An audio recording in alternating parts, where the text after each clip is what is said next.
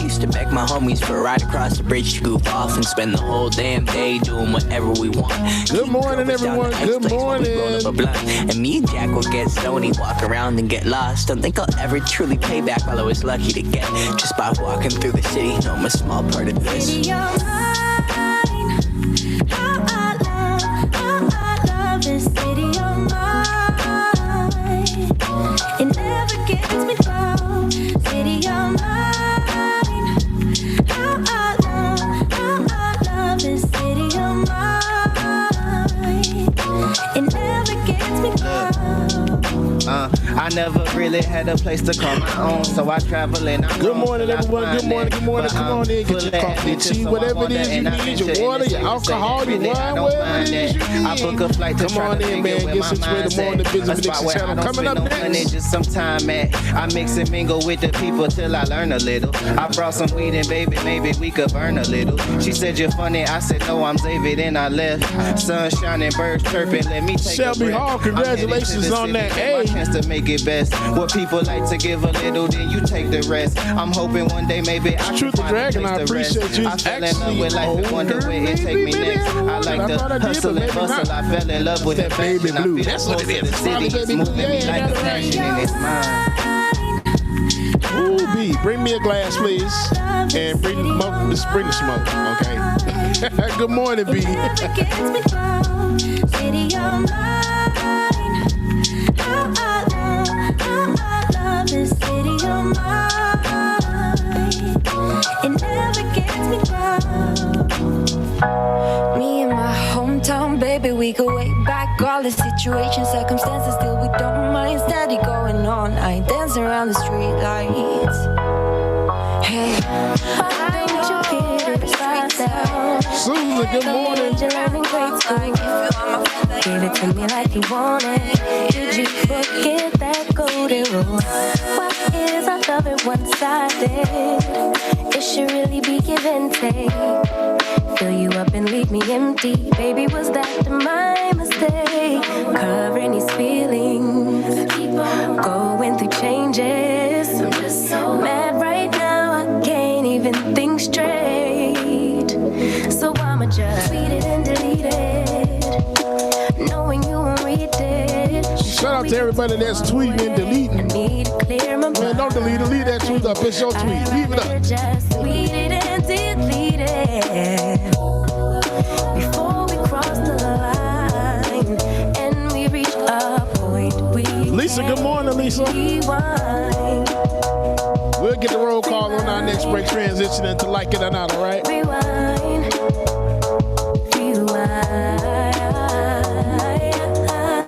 Tell me what choice I have now. I just wanna get it right with you. But if we try to talk about it, our history says we'll just argue. And I know you're gonna act a fool, and then no one could tell the difference between me and you, babe. Watching from a distance, hiding these feelings, going through changes. Marcus, this is actually the older music, Mark. You know, just have been playing it a long time. Knowing you won't read it before we get too far away. I need to clear my mind. I'd rather just tweet it and delete it before we cross the line. Y'all must have forgot about tweeting and deleting. Y'all don't remember tweeting and deleting? Come on, y'all. I could really use a change of scenery. Yeah, everybody's smoking all the greenery. Yeah, clothes and matches they were handed down to me, but I'm still fly. I'm still fly. I know. But for now, I'm still fly. I'm still fly. Let's go. It could all be worse. I could be a hater like you. It could all be worse. Rules to make the man, but that poison. Alicia, you don't remember that song? Get the Alicia? From the inside. Y'all remember tweeting and deleting? I'll make sure I play it again, okay? It's in the repertoire now. I'm free. Can't nobody take me here and now. It's my time to run it out. It's my time. It's my time to ride it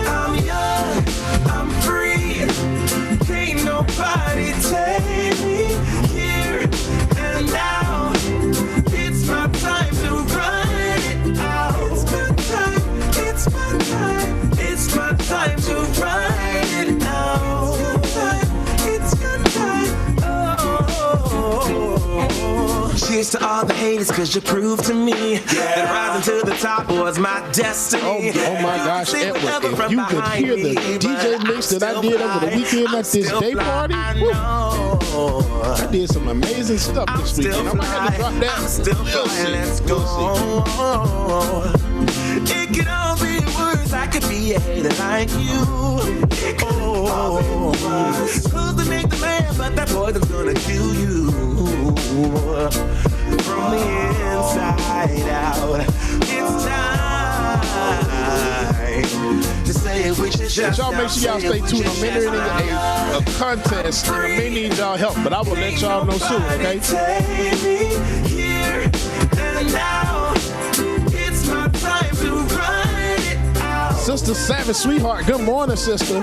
It's my time to ride it. I'm young, I'm free. Ain't nobody. All right, y'all. Welcome back to the screen.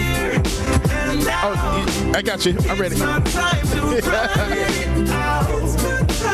sure? Yeah, okay. I've got Y'all welcome back to the screen. My brother from another mother who is not on the screen but on the phone, Benjamin Dixon, brother Carl Mack, and look at David. Oh, and me. Hey, y'all. David on the screen with Nina Turner. Listen, it came to me. I know what we need to do. I don't know if my friend Adriel Hampton is watching. He is quite the activist in these spaces. But James, you remember the Action Sprout app, Voices, right? Yep. Mm-hmm. Could you remember we tried to use it as a way of supporting the show?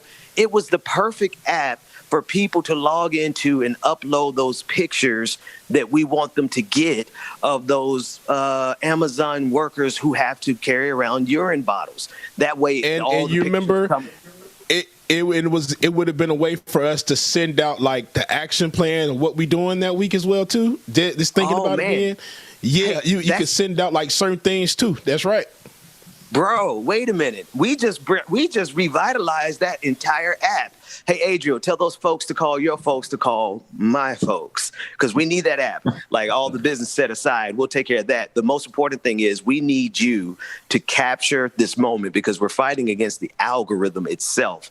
Because unless we break through to a certain level, this story, while it is moving, it won't go anywhere because the algorithm won't allow it. But if we get sufficient, what is that force, Brother Mac? Escape velocity. If we get sufficient escape velocity, we could break through the algorithm and actually do some good for the workers. That's all I have. So Ben, speaking on that, I know that you posted this on Twitter. What has been the initial response to breaking the algorithm as far as people actually being able to see your tweet about this absolutely deplorable footage? Yeah, I mean, to be honest with you, it's not going well. By this time, when I did the Michael Bloomberg story, by this many hours in, we were already at 7 million views. Right now, we're at 100,000 views. And so it's just not even comparable in terms of but I think the issue is just as important. Here's the thing that I am surprised with, Brother Mac. I'm surprised with the level.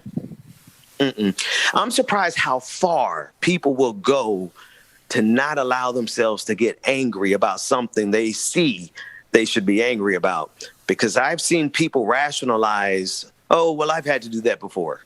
Or, well, if they schedule themselves better, they could. I really have seen people who come from a lineage of survivors of slavery try to find a way to justify this, or at least try to find a way to not allow themselves to get angry over it, which I guess I can understand because you got to reserve your anger for what you reserve your anger for. Well, but, when you're talking about rationalizing it, at the top of that, one of the things that all of us as consumers, present company included, the idea that I can order what it would take me to go to the store, the inconvenience of going to get in my car, going to any place, and now I can simply go online, get it at possibly a cheaper price, and get it within a day or two. This is speaking to American culture, to the new consumer culture of wanting to get it cheaper, faster, and when you put those two pieces in place, it's very easy for people to go, hey, not a big deal. It's just a cost of capitalism. Yeah. And what we have to keep in mind at one point, Dwayne, using children as labor was a cost of capitalism. Didn't make it right. Yeah. That's what happened. And we're absolutely Mac, hang on. Mac, hang on 1 second. I want to do something. Dwayne, do me a favor. Put us in the 4-shot response shot. I want to have all 4 of us on the screen, and I want to make sure that B-roll stays rolling pretty much throughout the day. I know we do have some other stories we're going to cover. And David, I'm going to turn it over to you to allow you to navigate because obviously I'm not really tuned in on what's going on in the news. I can't be in the streets and watch the news at the same time. So, David, you can help me with that. But keep that B-roll going for us. And Brother Mac, please continue.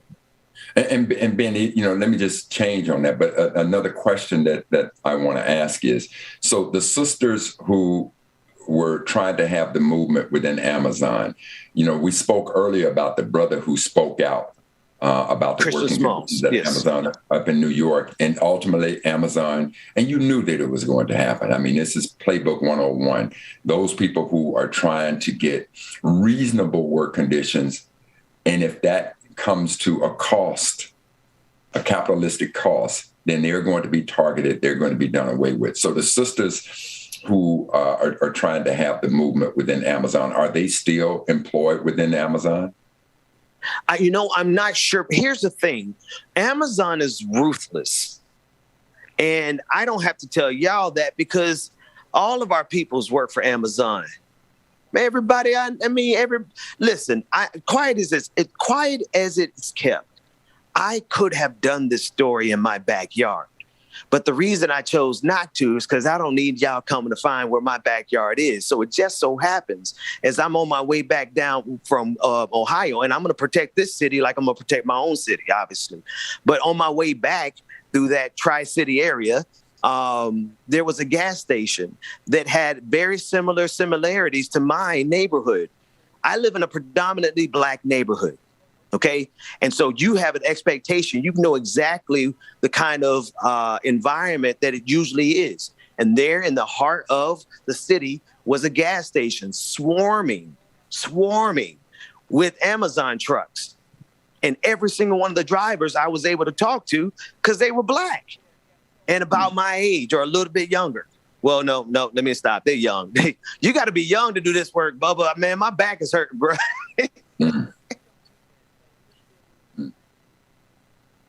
That's it. That's all I got.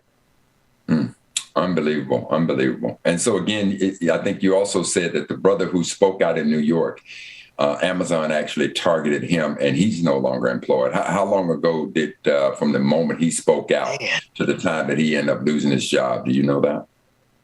You know what? I'm not sure what that gap was. I'll ask him. I've been in touch with him. That's Christian Smalls. He's one of the main organizers that's traveling the country on behalf of Amazon workers. I think it was brief, Brother Mac. I think it was a matter of months because there was a full-blown campaign waged against this young man, Christian Smalls. And I can't imagine, listen, I've been doing this work for about 7, 8 years. 10 if you include my book. And I've yet to have the full force of a media. Well, I mean, CNN, but they're not Amazon. Amazon is a different beast. You're talking about that's almost an empire in and to itself. And they went after a young Black man. Yeah. But think about this too. And when we talk about the power of these corporations, when anything is coming against their bottom line and without us having a voice, nothing will change. So just as we're seeing in the case of Amazon, again, keep in mind, Jeff Bezos, $193 billion. We have to keep in mind what that $1 billion means, right? And with all, he literally could have taken the amount of money he spent to go on a joyride into outer space and could have drastically improved these work conditions. I'm also sitting here thinking now of the great Allison Felix, right? So for those of us who may not remember when Allison Felix, the greatest the most decorated track and field athlete in American history. When this young sister decided she wanted to have a family and she was under contract with Nike, when Nike found out she was pregnant, they offered her 70% less within the contract, right? And without anything, this sister lend her voice, placed her voice against this type of abuse from Nike. Nike, whatever happened to this, just do it. So I'm not trying to take the shine away or the shine away from Amazon to Nike, but just to show you what these corporations will do. Here is the most decorated athlete in American track and field history. And when she decided she wanted to have a family, now Nike says, we're going to pay you 70% less of what we did with the contract. And to this, and what she ultimately did was testify before Congress. And now sports apparel companies all over the world have changed their policy towards female athletes. So all of this to say is that if we put our energy into the things that you talked about, divesting in Amazon, protesting Amazon, change will come. And just as I stated earlier, being to my heart, this piece of video footage that you have shown in line with the conversation that we had with Sister Georgia, I have absolutely committed at this point that I shall never invest in Amazon ever again. It just will not happen. Hear that? And I was going to say, at the beginning, Ben, I know you said that what was surprising is a lot of people weren't getting angry or upset over this. I think it's one of those things of, we know that we have to do what we have to do. And unfortunately, it's one of those things. But a lot of these, and I think a lot of the drivers even said it themselves, that they have to do what they have to do to survive and for their family. Because one of the things I was going to say was, hey, as a driver, you take care of yourself. I don't give a damn what job I'm working. If I have to use the bathroom, if it's going to set me behind, I'm going to stop because I have to. That's right. And I know a lot of these drivers, they're paid sometimes based off of how many deliveries they have. And then I know it's one of those things where they're given so many packages to deliver on that route by so much time or whatever. Sometimes my body comes first. So if I'm late for one delivery route, then I'll make it up on another one. But you just have to stop. You have to do what you have to do to protect your body. Sometimes the job ain't worth all of that shit. It's really not. But you know what, Bubba? But Bubba, the other part of it is, look, as a consumer, I could tell you, if I'm supposed to get my product on Tuesday and it comes on Thursday, I ain't tripping. I'm not tripping no way, shape, form, or fashion. And again, when we talk about these drivers, I begrudge them nothing because trust and believe, if I'm working a job that pays $12 an hour and all of a sudden I know I could go somewhere else, Amazon, and make $18+ an hour. Without question, I'm going there. If I'm working a job that's $15 an hour and all of a sudden I can make $18 an hour, I'm going there. But nonetheless, in this society, being the other thing too is take a look at, one of the companies that first started this type of delivery service, which revolutionized the industry, is UPS or FedEx. Yeah. Are we having the same type of issues with UPS and FedEx drivers as we do with Amazon drivers? Spoilers. Uh-oh. There's so much more to go. Stay tuned. There's part 2, part 3, and part 4 already in the works.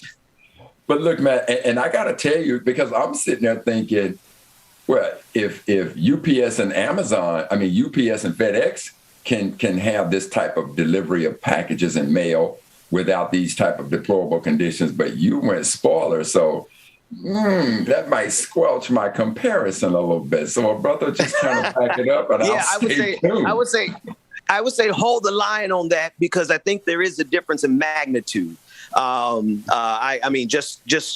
We are investigating multiple sides of this, but there is a difference in magnitude in terms of how many packages are expected to be delivered. And we have clarity on that. UPS, FedEx, other organizations versus Amazon, they don't have an expectation of you delivering 20 packages per hour. At first response, their reaction was, that's absurd. And so there's the absurdity is a sheer demand, the sheer demand. And if I were to be, let me be fair, because, you know, I've been in corporate America and I went public with a company, and I do understand them. Listen, with the exception of being an evil monster villain of the narrative, clearly everyone does know that Jeff Bezos and Elon Musk are the villains of our narrative. I hope you've learned that much from literature and comic books, if nothing else. But setting that aside, I understand the pursuit of trying to find a way to capitalize on all this demand. Amazon is trying to keep up with the demand that we're giving Amazon. I think the real solution is maybe we don't give them that much demand anymore. What we're being, you know, not only is that part of the solution, but the other part is there is a balance to it. You know, no different, and no matter what the situation is, we're talking about gun control, right? You know, there are some people that says that this is a constitutional right. Do not touch my gun under no circumstances. Well, when we're seeing the number of school shootings that take place and children are being killed in a place that, you know, when we grew up, the idea of a school shooting was absurd, right? Somewhere you have to find common ground. You got $193 billion, just you, not your corporation, just you. Come on, man. Come on. Somewhere, player, you got to be able to tell me there is some common ground about feeding this need, this demand that American culture and the world culture has given to wanting to get their products at a certain time and the amount of money you can make. Somewhere there has to be a balance for that. Yeah. Well, you know what? Let me just say this. Pull up the I don't have anything to say. I want to yield the floor to either James or David, but I do want us to pull up what Jeff Bezos did have to say. He said, "Thank you, Amazon workers." You're chuckling up. Thank you, Amazon workers, for sending him to space. Right. Right. Now, Ben, let me ask you this question. I know that, you know, it came out in April. They apologized for, first of all, denying that this was happening, but then came back out and admitted that we apologize that this was true and we knew about it from the jump. Do you know, has there been any other updates? So, because when I searched for this, the only thing that came up was that apology from April. Have there been any more developments as far as Amazon doing anything to help out these employees to say, hey, okay, if you need to take a restroom break, you can log this as that or log this as that? I mean, every other truck driver that drive the 18-wheelers anyway, or any other delivery driver, they have records or logs that they keep that's going to make them, every stop that they make, they say something. So I'm wondering, has there been any other update on this, like going forward since all this has come out? Spoilers, but I can give you something to look at.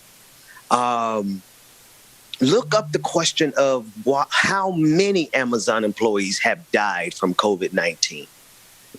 If you search for that, you're going to find that Google basically stops at the very first report and the very first controversy around Amazon. That's the power of PR. That's the power of Amazon. They can control an entire narrative. So if you try to find, I want someone to try to find me. I should put out a bounty. Can somebody find me how many? I only got $50 to spare.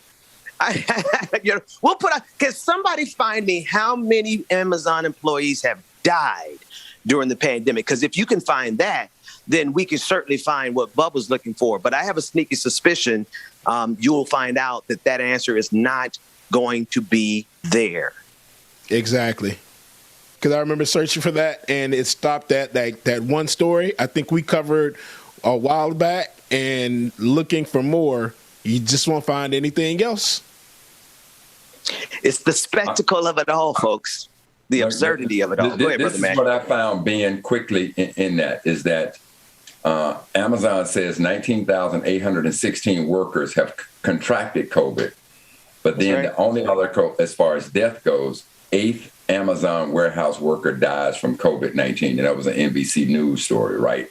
But the other thing I want to say. From what year? Could you tell people from what year that was? It was from 2020, right? March 2020, somewhere around there? April, I think. This is October 1st, 2020 that I'm looking at on this story about the number of COVID workers. But yeah, the 8th worker that died, that was March 21st, 2020. Wow, you own that, man. Absolutely. But let me also say this in regards to if I stop. So try to put yourself in the mind of a worker that if Amazon is saying you have to deliver so many packages per hour, you have to. And if you consistently don't do that, what do you think is going to happen? You're going to be terminated, right? And now you're thinking, look, man, I was working a job where I was making $13, $14 an hour. Now I got this job making $18 an hour. Now, if you decide, hey, look, if I got to go, I got to go, and you start falling behind, it's not about you logging in anything. Trust and believe. There were people who were talking about the conspiracy of not wanting the vaccine because they get to track you. No, in this world of Amazon, trust and believe they know where every one of those trucks are, not at any hour. Every second, they know where those trucks are. So that algorithm that they got, that system they got, they are literally tracking every truck, every second, every package. They can do that. So if you have to stop for any other reason outside of delivering a package, trust and believe they know that. And if I'm a driver and I'm trying to hold on to this, what appears to be an upgrade in my life of a job, which again, you can't sneeze on that. If that's the price that I'm having to pay, I'm singing the song. That's just the way it is. That's the price of it. Brother Matt, can I interject there? Because I think this is an important part of the conversation for all of us. Because James, you hit that on the head, man. Shout out to them boys out in that Ohio, Kentucky, Tennessee area. Y'all ain't going to track them down. Y'all going to leave them folks alone. But shout out to them because they saw it as a badge of nobility, because that's the BS we fed ourselves in this country, that the harder we work, the further we get. So they see that it's a necessity. And and you know what? Some of us really, they're not by themselves, Brother Mac. There are those of us who see that the harder we work and the more abuse we put ourselves through, we feel better about ourselves because that's what America told us. And that's a lie. Mm-hmm. But, Ben, the other thing about this outstanding footage that you were able to get, and I got to say it, it's one thing to read about it. It's another thing to be sitting here looking at the fact that this many drivers have to, as part of their job, their performance, have to piss in a bottle. So to read about it is one thing. To look at it is something totally different. But the other thing that was illuminating from this piece of footage that you got is you said that you spoke to 8 or 9, I think it was 8 drivers. Mm-hmm. And out of the 8 drivers, and out of the 8 drivers, 7 of them talked about this condition. The one driver who said he did not know anything was white. So one has to wonder, why is it that he doesn't have to, that he doesn't know about this, or this is not a condition? Is it because maybe in the areas, the routes that he has, there's plenty of convenient restrooms he can stop in if he needs to relieve himself, versus the routes that Black employees have to take, in which there are no restrooms available, and, quote, they're on the clock, being monitored by Big Brother? I told y'all I live in a Black neighborhood. You did. And that's the thing. Now, and I'm not going to see because, something DeRay McKesson said to me the first time I met him. He said, the truth should radicalize you enough. There's no need for me to inflame this. I don't have to use hyperbole. If what you see and your eyes show you don't upset you, I don't know what to tell you. But as for me and my consciousness, this is not ever going. I don't need a package this fast. And honestly, none of us need these packages this fast. Because honestly, the very best usage of the internet is what we're doing, not what we're spending. Mm-hmm.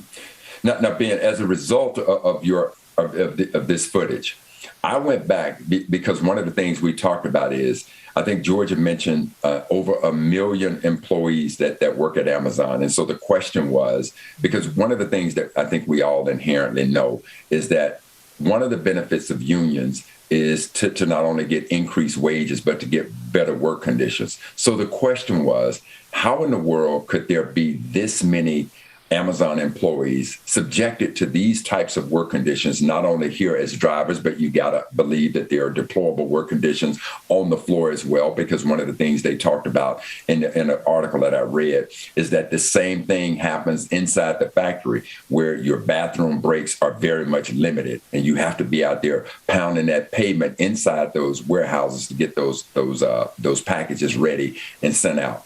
So the question became, why is it that with this many employees, they couldn't form a union? And I said, without knowing at the time, I gotta believe it has to be because the turnover rate is so great that by the time you find somebody who cares enough and has enough courage to get up and speak about it, you got to wonder if that person is going to be targeted, like the brother in New York who was targeted for speaking out. Now he's no longer there. So if you now eliminate him, that's one thing. But now just imagine that if the work conditions are so deplorable that by the time you get fed up and you think you want to speak about it, you just throwing your hands up and said, the hell with it, I'm out of here. So now you got a turnover rate. So I looked up what the turnover rate was with Amazon. And according to an article I read, it said that the churn rate, the turnover rate in Amazon is 150%. Oh, my God. Think about that. Oh, my God. And before you do, Ben, it's 9:04. We need to go ahead and take a break real quick, and let's get switched over before we won't get stuck on too long, okay? Because you know I can't see nothing but my microphone right here. Do that, DJ Exclusive. All right, y'all. Make sure that y'all stay tuned. Like it or not, it's starting up next.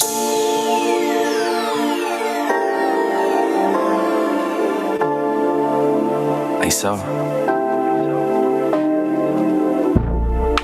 tell me what it is. All right, y'all, while we're waiting to get Like It or Not started, let's go ahead and get our new patrons read off real quick. Tell me what it is, don't tell me what it ain't. They try to throw salt, it just made the pressure raise. Going through a phase, gotta get myself out it. Don't talk about it, boy, they said you gotta be about it. So I be trying to face the world head on. Front seat on real quick. All right, our new patron subscribers today. Give me 1 second, let me switch over and cut this sound on it. All right, new subscribers. Today we have Claire C, who increased their pledge. We have Nubalator, the Chicken Fried Dragon, who resubscribed on Twitch. Mimosa Dragon gifted a subscription to Yo Corey 0071, and JN Lee 1981 gifted a subscription to Nestle Wipes. Nestle Wipes. I saw what you did there. Shout out to everybody again that joined and increased their pledge or subscribed on Twitch. We appreciate y'all. We love y'all. We mean it. But you too can also become a member, a patron, and support the Benjamin Dixon Show on the Clock with Georgia Fort and Like It or Not with Rebecca Azor by going to patreon.com/Like It or Not. Patreon.com/Like It or Not, y'all. Again, good morning, y'all. Make sure you stay tuned. Roll call start up next. You feeling higher than the sour, so I'm trying to feel how I feel inside her. I asked her what she doing, she like nada. So she just chillin', about to get up in the shower. I said, alright, cool, I'ma be there in an hour. Good morning again, y'all. Brother Chuck Diesel. Good morning, Environmental Coffee House. Patricia, good morning. On and on it goes. Uneasy, good morning, Mama and Daddy. Love y'all. Good morning, Mama and Daddy. Six Dragon Daddy, good morning. Anna Hart. Michael 147. Tyler Hackner, good morning. Afraid Not, good morning. B. Wakeland, Ricky, good morning, y'all. Ooh, let's see. Said Afraid. Elisa Noel, good morning. Tell me what it is. Marquez, Brother Marquez, good morning. The lady 747. Sonny, right. Good morning to you. Tell me what it is. Brittany Woods, Jacob, good morning, y'all. KFC, Brother Latif, good morning. I know you're somewhere. Roller Dragon, what's going on? On and on it goes. Shamar, Lisa Noel again. Man, I'm just scrolling through all the chat room. Good morning, everybody. Il Hustler, good morning. Infinite Content, good morning. Keegan, good morning. Brenda Johnson, good morning.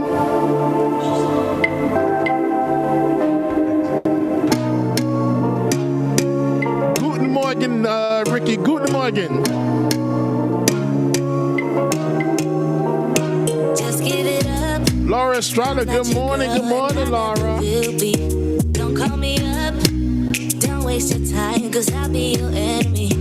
If you want love, look somewhere else. You'll find nothing. Patricia, good morning. Shane. Terry Stacy, good morning. Goku. Justice Draconis, good morning. Don't get me wrong. You and I could have fun together when I feel done with having fun on my own. It's better to care for yourself than rely on somebody else. So don't get me wrong. Rosie Bean, good morning. Just walk away, 'cause I got no intentions of hanging out with you tonight. Say that, David. Say that, David. If you want a problem, I'll give you a problem, alright. If you want love, just give it up. Okay. You got the wrong, you got the wrong, you got the wrong girl. You got the It does. Hello, Rebecca. You hear me, Rebecca? This is my time. I'm feeling good. Girl, don't get me started. Look. See how I shine when I'm alone. Nothing can stop me. You should go out, meet someone else, someone who gets you. Don't stick Y'all forgive my around. banter. I was talking to everybody in the background. Love you. I mean it. Not me. Don't get me wrong. You and I could have fun together when I feel done. Truth the Dragon, good morning. It's better to care for yourself than rely on somebody else. So don't get me wrong. Laura Estrada, we're praying for you. We hope you feel good, Laura. Barbara, good morning, Barbara. Thank you so much. I appreciate that.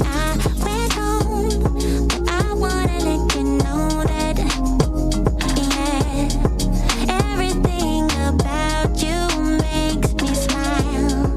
I wanna be your best friend, your best friend. I wanna be around you all the time. You don't understand, you don't need to worry. Melanie Dennis, good morning. Nat A, good morning, sister. Good morning.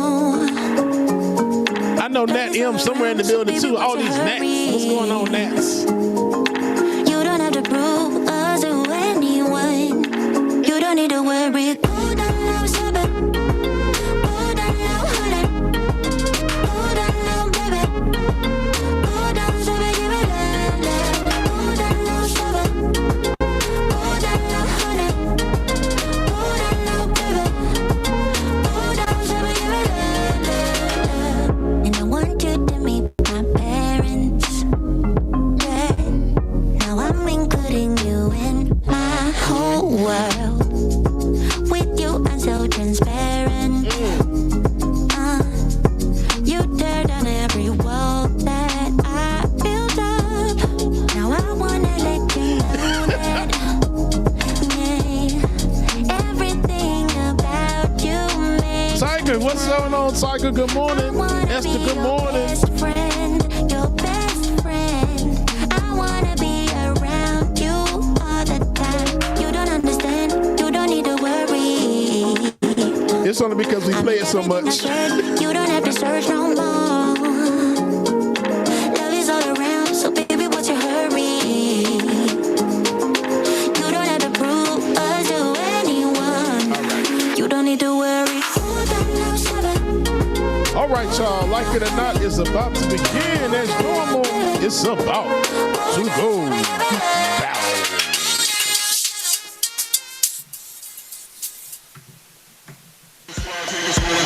Like It or Not with Benjamin Dixon starts now.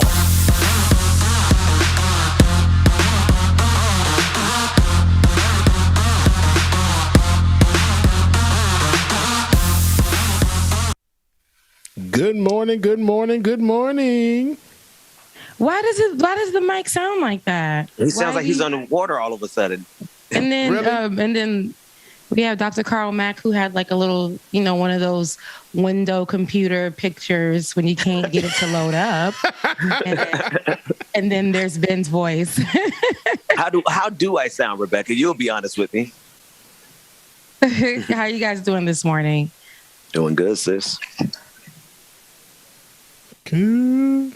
Well, yeah, that's probably like once every month. Every time I wear this hat, it always gives people the Rhythm Nation. Sometimes, and I got the Janet Jackson shirt too. So yeah, sometimes I wear it with that and really give y'all a little bit of Rhythm Nation. Ben, you said, how did you sound? You don't sound like your picture. You sound like you got on sweats. and a t-shirt. And a t-shirt with your legs kicked up.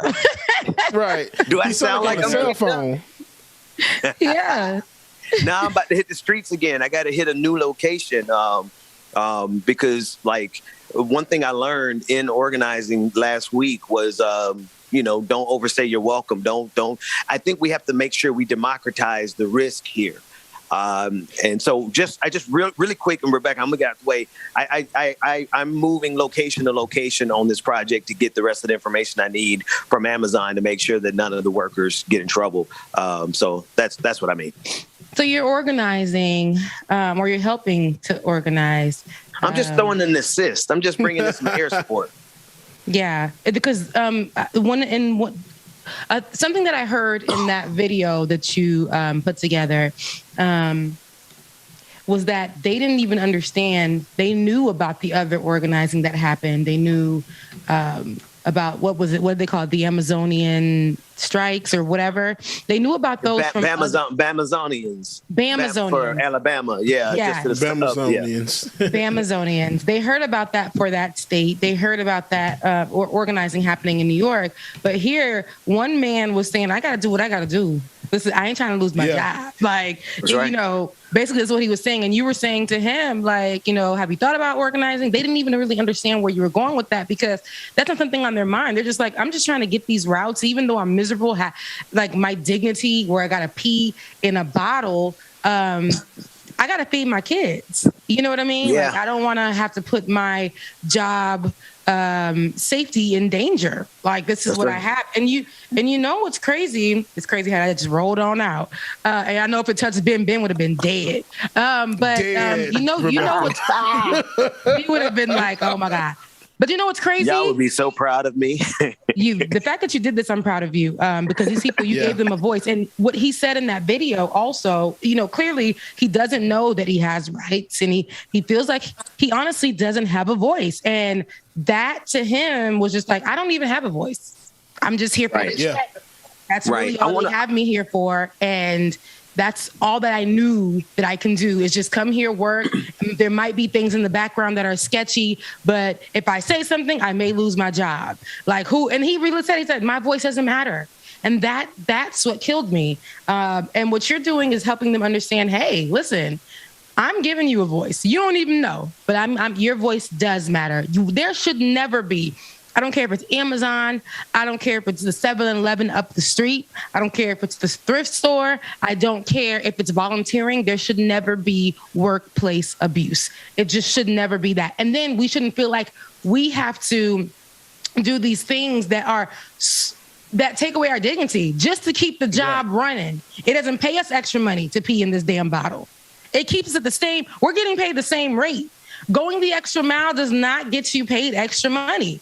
And then I know I have a few friends, because where I live back home, there is a hub right behind my mother's house. And you'll see them all getting ready. And my cousin was one of the first ones like, hey, let's all go get a job at Amazon. It was during the panoramic. And they had the nerve to drop that hub right there. And everybody needed a job. A lot of the men and women locally in that area started working for them.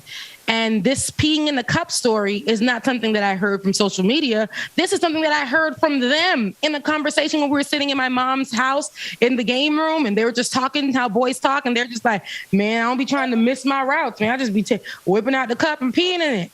And then when I saw about when you had that woman in the video, that killed me. Rebecca, can I pause you for a second and say how for a minute there I thought you were talking about football players having to run their routes and having to pee in their cups. Funny how they got black folks dancing everywhere. Go ahead, sis.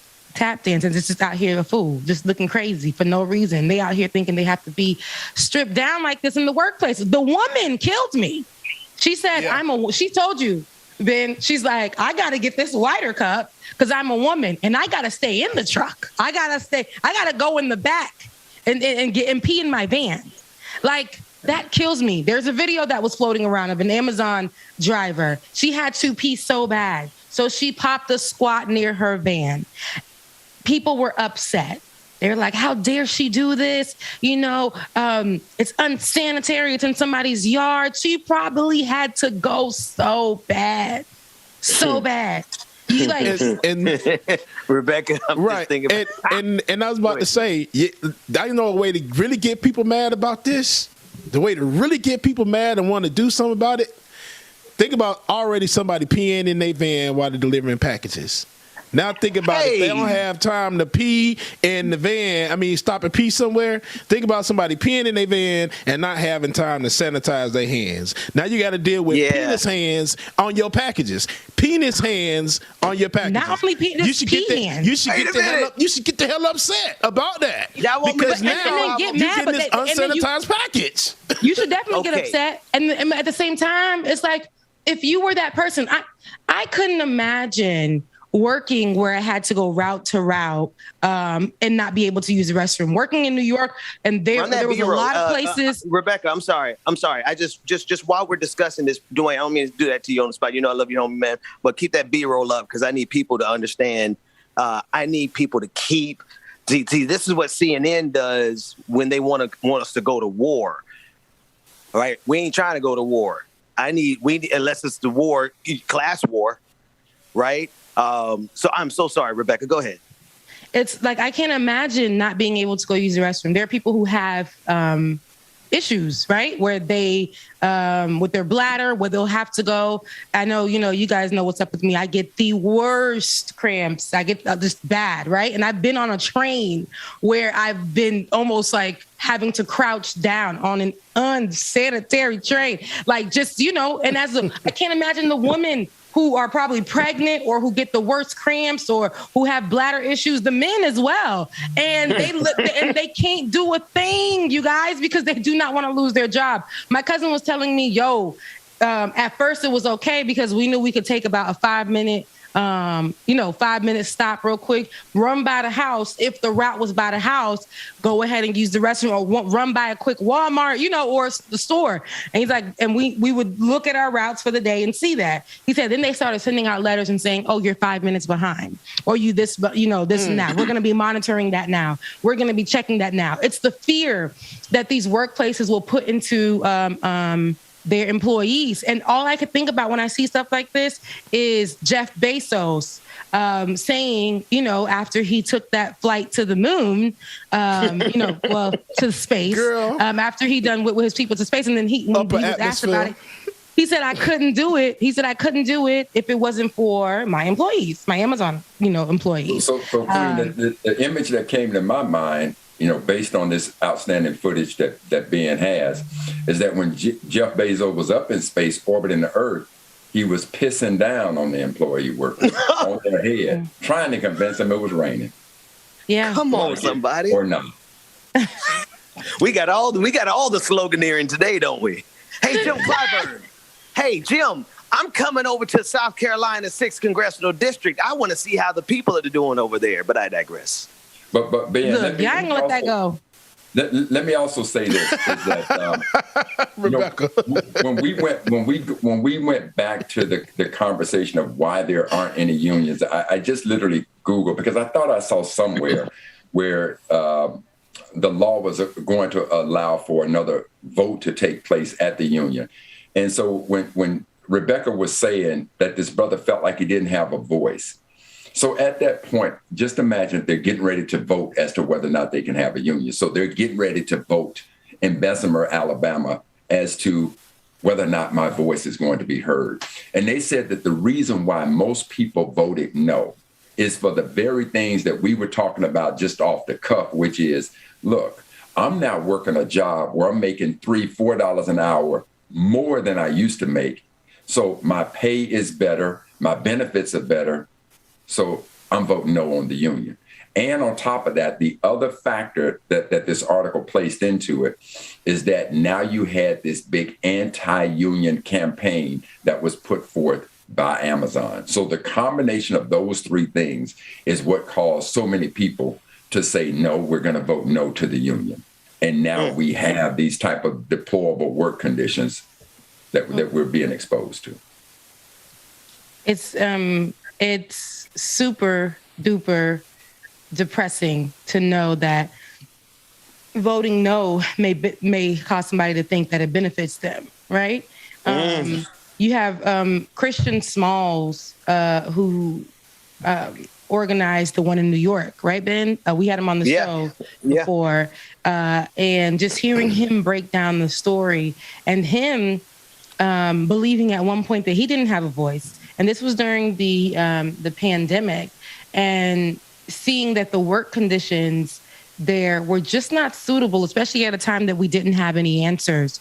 We actually have that footage, Rebecca. I know we don't have it handy, but Dwayne or David, if you would grab Christian's interview from Like It or Not, it is recent enough, but it was before the vote. But everything else you're saying is in the interview would confirm exactly what you're saying, Rebecca.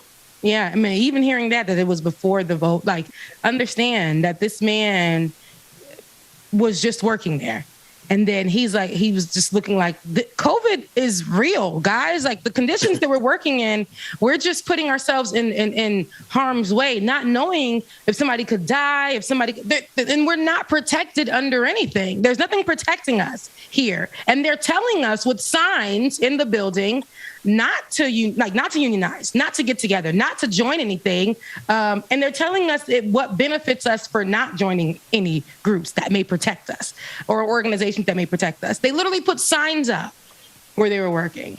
And this is why I think that when he finally stepped out, didn't know what was going to become of it. And it's not about popularity. It's literally about just saying, hey, this happened to me. I know what's happening to you. I'm going to be your voice. I'm going to be the person that says, hey, enough is enough. Whether or not it's 10 people that see it or 1,000 people that see it. This is not only going on here in Staten Island or wherever. This is going on everywhere, to where we got the Amazonians. Now, Ben, you're getting them to understand that they have the power and the voice right here in Atlanta. And I need that to be crossing over where my cousin and them is at, working for Amazon. The abuse is too real. The money to them might be so great right in their minds because they haven't got paid $18 an hour before. They haven't got paid $22 an hour or $17 an hour plus of benefits, and weekends off. They haven't gotten that before. So to them, that is like a blessing, right? And then when they start working for them, the abuse and the stripping down and the slavery and all, like, you taking away from yourself. By the time you get home, you're mentally abused. You ain't got time for your kids. You ain't got time for yourself. You ain't got time to clean up. You ain't got nothing. You're just abusing. You got to do it all again. The only energy you have to give is to this company that you work for, this company, the job that you work it's for. Their life suckers. Yeah. No matter how much you're being beat down, and Amazon prides itself in doing that to their employees. So does the company that I work for. Like I told you, the conversations that go down inside the building. When COVID happened, they kept it a secret. That's why I can't wait to be released so I could really give y'all the tea. But they kept it a secret that someone had been exposed to COVID-19. We're talking the early stages where I had to present to them before I left and say, hey, there's a rumor going around that you guys have not yet addressed. And lo and behold, it was not a rumor, because finally, once the CDC said what they said, which was less than an hour after I heard the news of someone being exposed to COVID and still coming with their child to the building because they didn't want to lose their job. And they were told they could not take that day off. Okay. And then the CDC came out and said, if you've been exposed, you cannot be around people. Then they also said, if you are in a building with 500 people or more, or in a space of 500 people or more, then they started dropping the numbers down, 200 people or more, 150, 50 people. And I'm like, and I had to write an email out. And, I'm like, are we going to address any of these matters? Are we going to address anything? Then when I finally found the contingency plan, let me tell you, it was hidden and buried behind so many links on the website.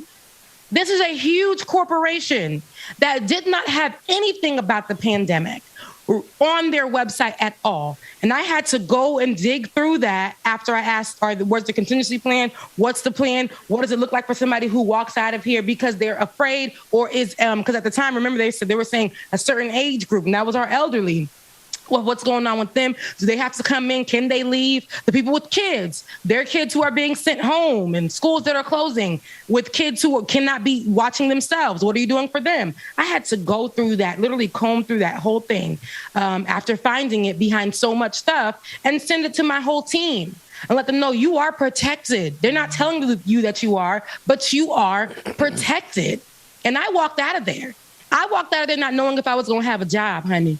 But I already knew, Rebecca, you already did your research. You already saw that you're protected because X, Y, and Z. You have a pre-existing condition. You don't feel comfortable in this building. There was somebody who we verified had COVID-19 who was downstairs in this building. And we did not know how, what it was like. We didn't know nothing about COVID at the time. We didn't know anything. So I'm like, this thing could have been spreading. We don't know. And never got an apology, never got anything. I went home and didn't know what was going to happen. I didn't hear from my job for like 2 weeks. I was afraid that, damn, I'm going to be in the middle of this pandemic with no job. I can't lie. I was scared, but I also was like, I can't. They sat in meetings and said that we have to be robots, and that's okay. Like, this is exactly just like what Amazon is telling them. They peeing in cups. We see the footage. We see what's going on, but they're getting paid. The guy's telling you, man, this is what the people from Amazon are saying. He's literally saying that he's okay with this. He doesn't have a voice. He's all right with not having a voice, because that's what they told Christian Smalls in our interview with him.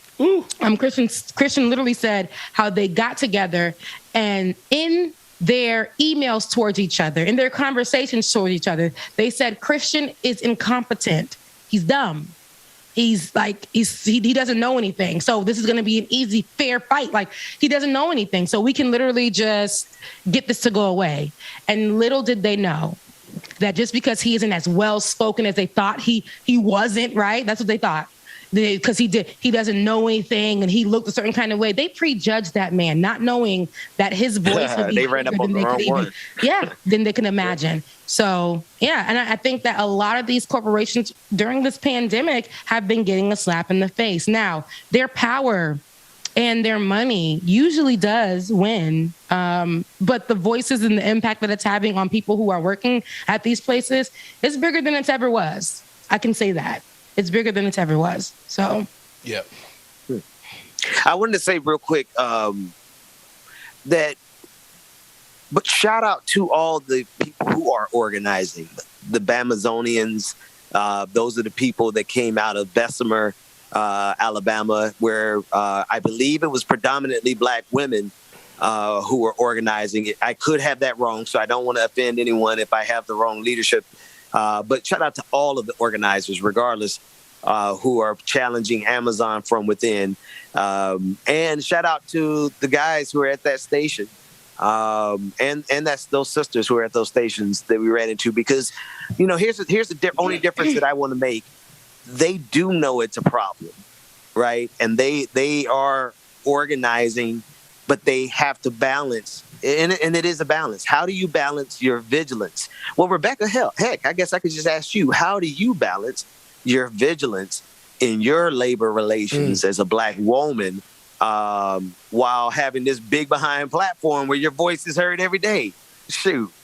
Yeah, it's crazy because on any given day, I would blast them. I don't care. But I care because that's my only source of income. I don't, I get paid something here, but it's not enough for me to really sing like a motherfucking bird. Okay. Right, Rebecca. Maybe we need to put a bounty on that story. I can't wait till I am able to just go ahead and let y'all know what's going on. But I have to balance it out. That's why the first thing that I heard when I saw this video was the man saying, listen, I I want to say something. I don't even feel like my voice is really being heard. Now, I've moved past that stage. There was a point in time, Benjamin P. Dixon, that I worked in spaces where I felt like my voice was so tiny. Not only in this news space, but even before that, I felt like my voice was so small. I would be the one to speak up later, but then it's like the abuse was already done. They were like, so listen, we'll replace you in 2 seconds. And I would just leave. I would leave without going in with any further conversation or telling them what was wrong or how they were abusing us as employees. I would just leave. And a lot of times it would be the managers who were taught to be superior, but like abusive to the employees. I never noticed that. I thought that was normal at some point. I thought taking people's hours away were normal because the manager didn't like the way that you said something. I thought that, having to stay past the time that you worked without getting paid overtime was normal because you had a task to do and you couldn't leave until you finished that task, even if it was folding shirts in the men's section. Okay. Yeah. So then when I started working in the news space, thinking that my voice didn't matter, I covered stories, you guys, that I did not agree with. That's floating in the damn Beyonce's internet. It's just out there. I covered stories that I did not agree with because I felt like, damn, I don't have a voice.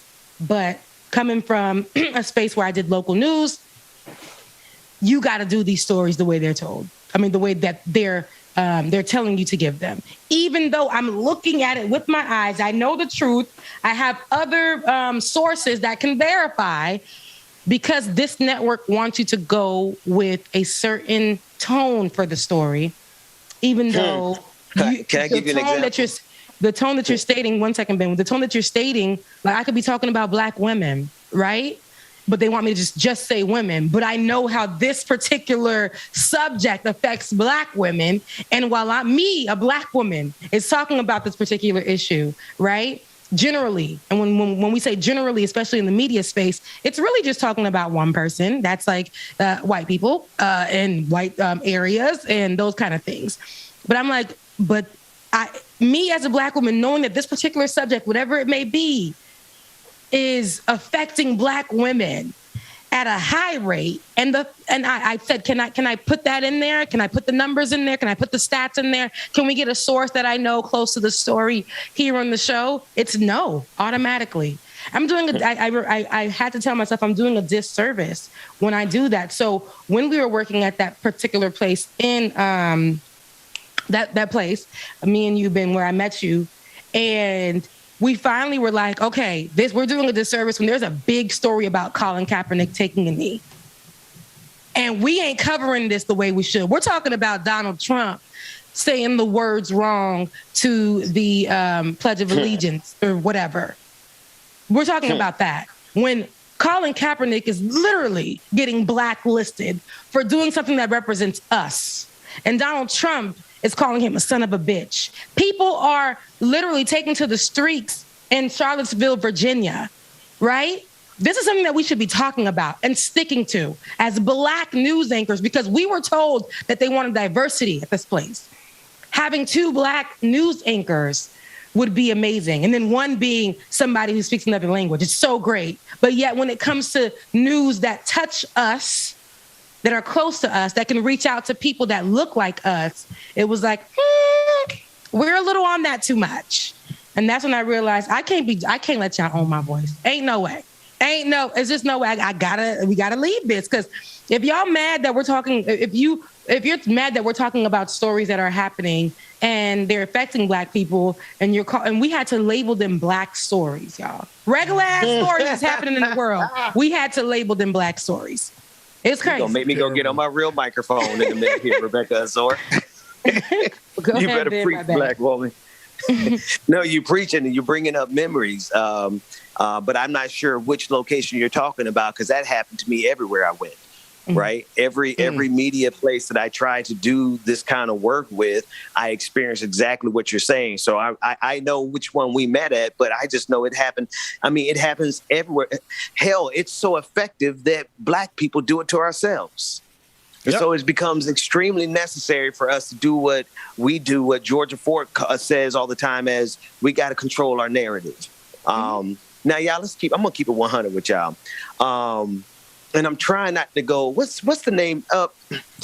DJ Exclusive, you're going to have to help me. I know the movie's Players Club.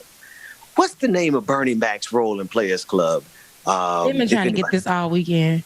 Dollar Bill. Terrible. Dollar Bill. I don't want to have to go full Dollar Bill, Creflo Dollar Bill. That's what we're going to call this mode. But y'all, I done built a whole damn network so that we can control our own narrative. I done built the whole damn show team with the whole crew of people, the most talented people I ever met in my life. Because we need to control our own narrative. Because labor issues are Black issues. Because who the hell do you think is labor force? Who do you think is out here? These are Black people. So labor issues are Black issues. But we built this together. We went through all these transitions together, and I done burned it down. I burned it down to the ground so that we can get to this point. Now, the rest of it is up to y'all. Now, if I got to go Creflo Dollar or Dollar Bill or Creflo Dollar Bill, either way, y'all run. Don't even send it to don't send it to YouTube, because YouTube takes too big of a cut. Y'all find my Patreon. Y'all sign up for Patreon. Y'all support this kind of work, because I got parts 2, 3, and 4, and I'm just getting started. So if y'all want us to be able to do this kind of media, like Rebecca said, where we control the narrative and we ain't got to talk about Donald Duck, Trump, whoever the hell all the time, empower the media to be told by the people who are living it. And that's Black people and progressive and workers. So fam, let me ask the question. Given this footage, this very shocking and sobering footage, man, that you placed in front of us and in front of the world, in our perfect world as it applies to Black folks, what would Amazon, what would happen? What would we do in a situation like this? What's the solution? I mean, as we discussed, Brother Mac, I think the simplest solution is for Amazon to leverage their relationships in every single community. They clearly have the city councils and the mayorship under their control. No question. Leverage that relationship. If you want some corporate advice, I should charge you for this. Here's the easy way out. I won't change, not your money. Leverage your relationships to find designated locations for drivers to be able to get safe, COVID-friendly access to restrooms. No questions asked, no purchase necessary. Done. Well, Ben, one of the other solutions is this. If they can put a toilet on an airplane, clearly and these trucks are specially built for Amazon, there is no reason why you couldn't put a toilet in one of these trucks and still have that. And so the reason I ask what the solution is because of this. There is no doubt that there is a good that Amazon brings to our community. Now, if they weren't there and unemployment is skyrocketing, what, we're going to look at that and try to find something glorious about that? So there is something good. They're bringing higher wages. They're bringing benefits. And I'm talking about benefits that from the jump street, from day one, you got full medical benefits. Okay, I'm going to give a plus to that. Now, these working conditions are something totally different. So it's just difficult for me to believe that through the good that you're bringing, that somehow this solution, you can't come up with the solution. And the only thing that I can come up with is that, goddamn, you that greedy? You were Jeff Bezos, you're worth $193 billion. You mean to tell me that you could, bro, who did he just give money to? Vance? How much did he give? Yeah, Van Jones. $1 million. $1 million. No, it's like $150 million. It's some obscene amount of money. Okay. Now, I don't know. Because I'm on Little Baby Million, honey. It's $100 million. Okay. That's what Dwayne said. Yeah. Listen, and I'm not trying to rain on Van's parade either, right? But I'm just simply saying this. Jeff Bezos, look how you throw money around. You decide you want to take a little joyride to space, You want to give a brother $150 million. You worth $193 billion. That means that you could spend $193 million every year for 1,000 years. Damn, player, you're trying to tell me somewhere in the midst of all this shit, with what good you bring to the table, you can't piss. You gotta go to space and piss on our head at the same time. God damn, player. Come on, Bezos. Don't be bozo. Like it or not.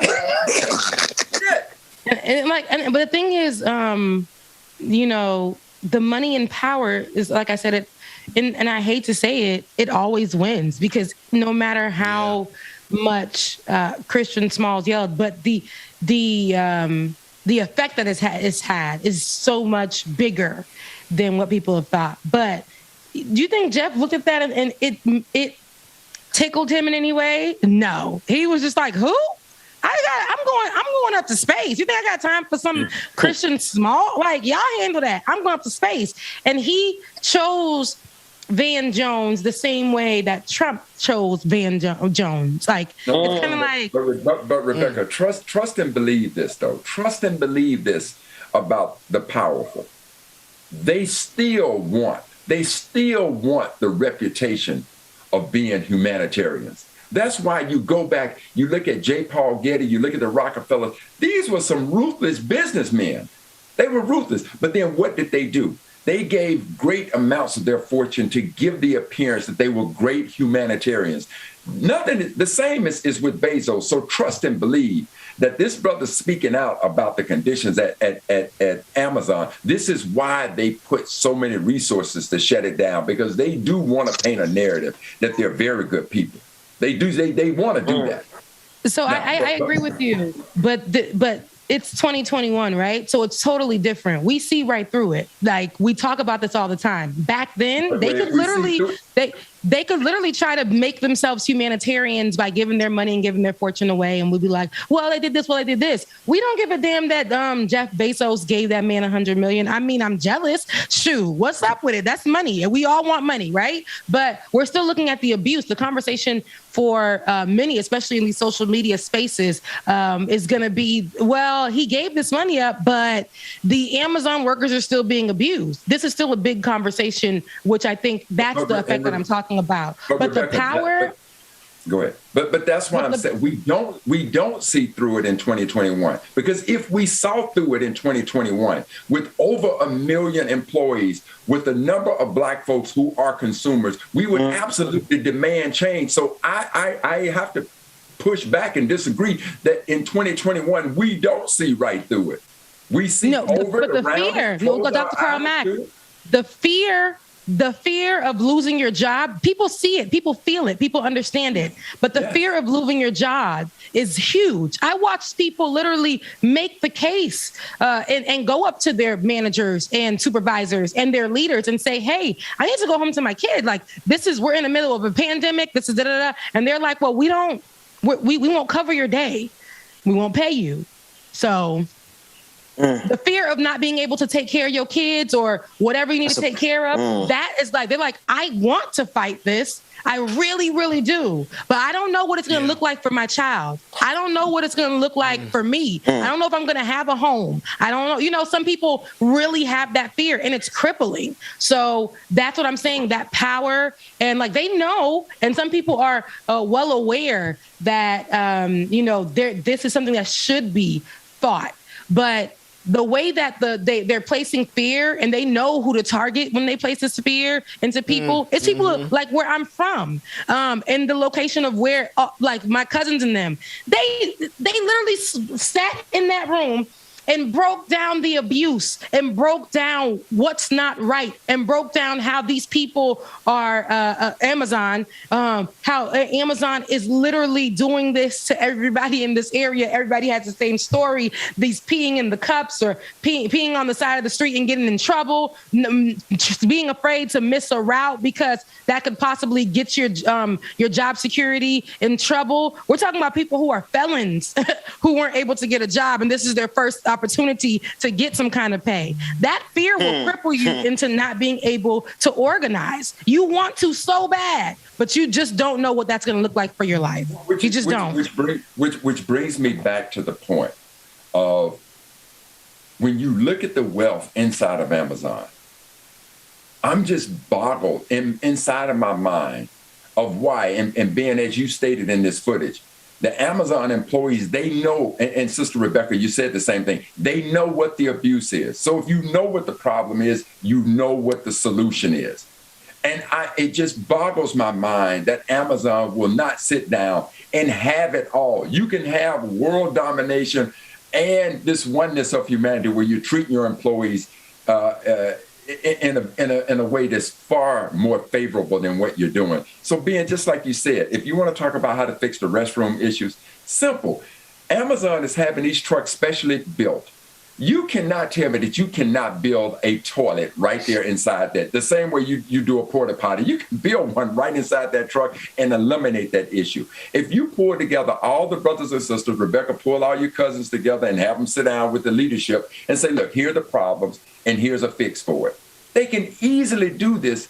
And at the same time, Bezos, you're probably going to make $293 billion at that point. It's not a difficult solution. So what boggles my mind is why they don't sit down and just simply do the right thing. So, and I mean, I wish that it was so easy. Yes, the solution sounds easy, right? But they put so many roadblocks in our way to make sure that we can't even get in touch with the leaders. I remember, you know, when my cousin was like, I just want to talk to somebody in there about, you know, what's going on, and also getting my sibling a job here who needs some income. He said, I sat near one of the leaders of this particular hub, and I turned to speak with him, and he put his hand up like, who are you? Like, I know that you're one of the employees, but whatever. And he said he put his hand up. And then he said he waited till he got off the cell phone or whatever and asked him, hey, I would love to have a conversation with you. I've been trying to reach out to you. I emailed you, things like that. And he said, well, can you get back in touch with such and such? And that's, I think, the first front desk person at the hub or whatever. And he'll get back to me. He said, I've never, at that point, never seen that man again and never was able to get in touch with him. They told me to email him at his main email, never got an email back. So a lot of times these leaders in your community or at these corporations who are the leaders and the faces of these corporations, while the head just goes up to space and stuff, they're unattainable. You can't get to them. And they do that on purpose. They do that on purpose. But this is why this investigative footage that Ben has brought to us and to everyone, this is why this is so important. Because now, if enough of this gets out, and I would encourage all of us to simply post this. And yeah, we know we up against the algorithm, but just through the tyranny of numbers, if all of us put this out, now, as an employee, I may not be able to get the Bezos, but outside of that company with the kind of pressure in this network, this system of us controlling our own narrative, we simply get this word out instead of trying to bring the mountain to Muhammad. Well, now you get to bring Muhammad to the mountain. Come on now. Now, and you understand what it's going to take is strength in numbers. Is strengthen the numbers of consumers not purchasing. Let me take a day. You take one day to boycott Amazon from ordering is going to hit those pockets.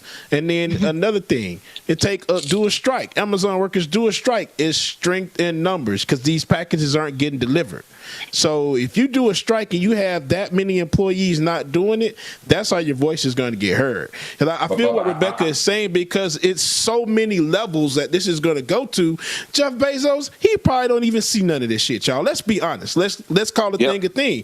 Jeff don't see none of this. It's so many different levels, divisions. You got Eastern, North, West, whatever, that you have to go through just to even get a point across. So let's go get to that one lonely ass person that's at the bottom of that totem pole, and they're gonna be like, oh, okay, just deny it. It's all right. They'll be okay. And then when it finally comes out, oh, yeah, we're sorry. We lied about that. And that's the end of it.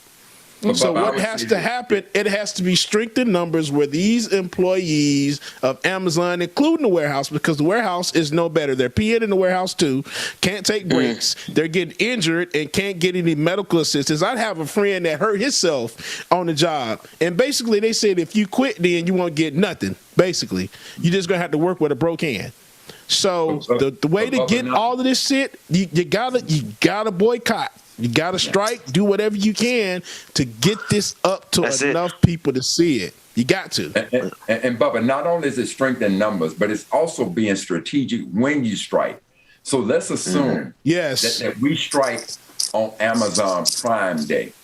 Because trust and believe, when you're watching CNBC and you're looking at the investment news, on Prime Day, every outlet is covering what the numbers are on Prime Day. So just imagine if our strike against Amazon was strategically placed to take place on Amazon Prime Day. Now you're making a statement.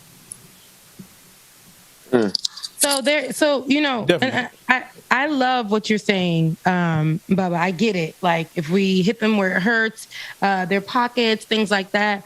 We did a strike with Amazon, or tried to, somewhere along the pandemic, and they made a lot of money this 2020. Same thing with the corporation that I work for, right? I started talking my talk on social media, and some of the things that I said went viral. A few things changed, right? They started saying, okay, if you've been affected in any way during the pandemic, we're going to remove that fee for you. After I was talking my talk and my talk went viral, we're going to remove that fee for you. Because at the time you had to say a certain key word for the removal of the fee. And I put that all on social media because it was during the pandemic and I was feeling a little froggy. Didn't know if I was going to have a job. So I was just like, I might as well sing like a bird at that point. But when I said what I said, they started changing some policies, sending out emails saying, if you've been affected in any way, just let us know and we can do X, Y, Z. And then if there's a particular fee, we are waiving fees for people who have gotten the fee during the pandemic. If we all work, then they started doing these things. If we all work together, we can get through this. And, no overdraft fee for you, no overdraft fee for you, no overdraft fee for you, that kind of thing, right? Then quietly remove that when people started to, when they thought the pandemic was over and it was still like a little fresh. They took that away. Hey, Rebecca. You started, yes? Yeah, I know exactly about that. Quiet as it's kept, a lot of people know about that. They just not going to speak up and say that they were in the overdraft. Mm-hmm. Yeah, they know that though, because they put that fear in people too. They put that fear in people who banking with them. Literally, they will say, we took away 2 overdraft fees for you 3 months ago, so you do not qualify. You don't qualify. But then if you say something like, but it looks like you guys took out money, so I was overdrafted because you took money out when there was no money in there. Oh, well, you know what? Let me take a look at this. All right. We'll do a courtesy removal for you. They will never own up. They'll say, we'll do a one-time courtesy removal for you on this account. And now you're saying, thank you so much. Thank you so much. And that's why I say I feel like I'm doing a deal with the devil every time I'm doing that to a customer or a client. Because I'm looking and I'm like, you are so right. We were in the wrong. But we are taught not to take ownership. And so we're taught to they literally teach you this, y'all. They will say this in the meetings. The customer was wrong. The customer was wrong. We're not going to take ownership in this particular. We're not doing that. The customer was wrong. But I'm like, but we can prove. Well, what if we can prove? Well, if we're just going to make it a courtesy to make them feel like we're doing them a favor. And I can't, that doesn't sit right with me. So, you gotta take into, you don't have to take into consideration. Let me start the sentence that way. I'm going to learn to speak differently. You don't have to take into consideration the fact that it is in Amazon's best interest, and we'll use them as a proxy for all those corporations. How about that? it is in Amazon's best interest to behave like that, right? Because it does save them on average. When you're talking about all these millions of people, it is more beneficial for them to give you such, there's a couple things I need to hold close to my chest because it's giving me my path towards, I knew where to find the pee bottles, so we're going to find out where the rest of this stuff is because, Brother Mac, I think you're hitting on something. All of y'all are hitting on something. I think it's part of, Rebecca, what you're saying. People have a overwhelming fear of survival, and that's natural, isn't it? And so because all of these companies have monetized our survival, they have been able to keep us even working in the pandemic when we know we should be home taking care of our kids, trying to protect. That's how we got 630,000 dead, because they are more concerned about their quarterly profit margins than they are our actual lives. Yeah, I mean, look, they're doing a lot right now. We're seeing with the flights, right? So much happening surrounding the flights. I ain't talking about the fights that's happening in the airport, but that could be the stress of not knowing when you're going to get on your damn flight. A lot of the workers are striking out because of the conditions that they're working under. And a lot of these, these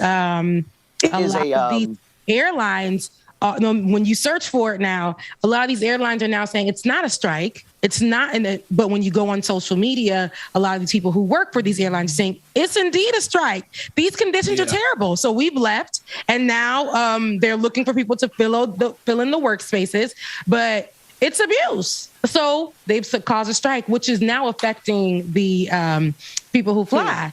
And it's affecting the companies because the waits are through the roof. You may go to the airport now. I know a few people who've gone to the airport within the last 2 weeks, and their flights have been pushed back. And these are on reliable airlines like Delta and like American. These flights been pushed back 3 times in a day to the point where they didn't know when the flights were coming and just told people, you can go home if you want to, and we'll just credit you. Some people are stuck in airports for 24 hours. So it's like, people, the people that are talking about it are saying the condition that they were working in have been terrible. The treatment that they're getting from the particular corporations that they're working for or the airlines that they're working for haven't been the best. This includes flight attendants, the pilots, and people who are working in the offices or in the airports. All of them. Oh yeah, because Spirit is real bad right now. They try to say that it was like employees just not working or just some other stuff going on. Spirit has canceled more than half of their flights over the past maybe week or two, and Hartsfield Atlanta Airport. A mess because they're constantly now canceling all of their flights. So these people, these pilots, flight attendants, they're fed up. They're sick of it. And so it's like you said, Rebecca, they're not calling it a strike. They're just not showing up to work. They're actually calling it disruptions. I don't know what disruptions mean, but they're calling it disruptions. I'm reading this straight from CNBC. They said American Airlines and Spirit airline passengers have faced hundreds of cancellations and delays since Sunday as the carriers struggle to recover from disruptions. Listen to what they're saying it's caused by: severe thunderstorms and staffing constraints. They do not want to word it as a strike. And then more than 370 flights, or 12% of Americans' mainline schedule, had been canceled as of Tuesday afternoon, and disruptions appeared to be leveling off, according to flight tracking site Flight Aware. Well, now. More than 120 of those cancellations were due to lack of crews, while 40 were triggered by bad weather. Okay, let's look at the numbers. More than 120 of those cancellations, but they want to talk about the 40 that were triggered by bad weather. We know when we're on a flight, we'll get the notifications about bad weather as the flight approaches. No. My friend was telling me, I'm like, did they email you? Did they tell you anything? Did you get any text messages? Did you get any notifications at all that your flight would be pushed back? No, not 5 minutes until we were supposed to board. 5 minutes until they were supposed to board. This wasn't weather related. 5 minutes until they were supposed to board, they got delayed 2 hours, right? 5 minutes after they were supposed to board, they got delayed another 2 hours. Right. Then there was no one at the front desk at all. What you're saying is that's a nonsensical explanation they're throwing out. That's a red herring. And they're labeling it. Yeah. They're labeling it. They're labeling it disruption. They say close to 3,000 American flights were canceled or delayed between Sunday. So I know that the weather is bad. I know that the weather is bad, but I've never seen so much of this stuff going on when the real conversation is abuse in the workplace. Can y'all help me with this? Am I reading now that with the new Delta variant and COVID working together, that we're now up to over 100,000 cases a day? Yeah, yes. Florida literally that's the newest. Yeah, that was the newest information that came out, Dr. Mack. I saw that yesterday. Over 100,000 cases daily now. That's why I'm sitting my ass at home. Okay, this weekend I had a great time, and then I saw, and then I see that the variants were the Delta variant was pushing up. I saw it in the spot I was at. I was looking around. I said, Delta looked like it's in the room. And meanwhile, the place that I went to, you had to be vaccinated to be in there. You had to show your vaccination card to get into this place. But yeah, Delta was in the room, and it could still be on you, and you can take it to your kids, you can take it to your grandmother, you can take it to family members. Delta was definitely in the room. Yeah, it sure was. I think we should take a quick break before we get back on this conversation about COVID, but because I know it's about to get real deep, because there's a lot of COVID conversation I think we should touch on, because I think people are missing the point when we're talking about COVID-19, Delta variant, whatever variants that are coming through. But let's take a quick break, and we'll be back with more Like It or Not after this.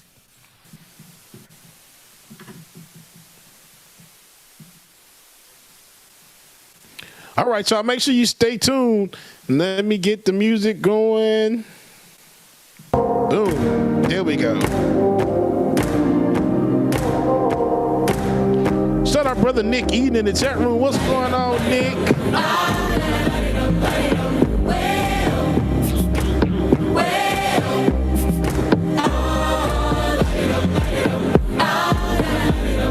Wow, Infinite Content said, and the Sturdy Spike Rally is currently happening. Remember the spikes that happened after that last year?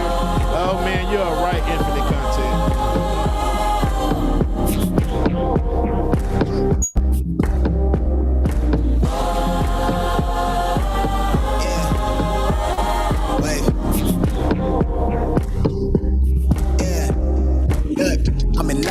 I know. All right. Well, Dr. Mack had to leave. Dr. Mack, we'll see you in a couple of days, Doc. Even when I die, I'm a ride for the squad. Let of ties in the hearse.